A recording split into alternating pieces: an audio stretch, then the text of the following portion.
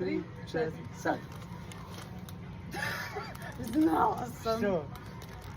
Pokaži. Kikiriki, obično najobičniji. Doritos sa načesom. Puf. Sirom. Puf. Grickalice za film. Pa ovo je Kikiriki grickalica. ima moj kući. Pa ovo To je grickalica za kaloričnije film. duplo nego ovo. Tako je, lepo. I ovo nas dvoje možemo da pojedemo, ovo samo uložiš ti.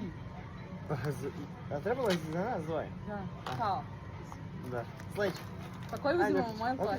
Moje. Ne, uzimamo tvoje. Dobro, uzit ćemo tvoje, ali bolje Moje ovo. uzimamo.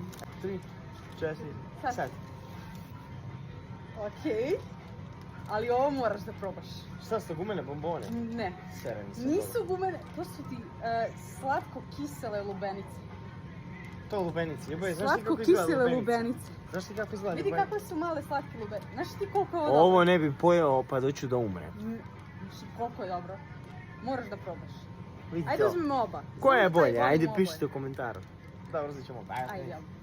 Ajde. Pići. 3, 4, sad. Ajde. Što smiješ? Pa okreni da vide ljudi šta je uzeo. Što za one sok? Ima mi treba makšivač. Stvarno? Ja sam izabrala najlepši svih vremena. Ja mislim da ovo definitivno nećemo uzeti.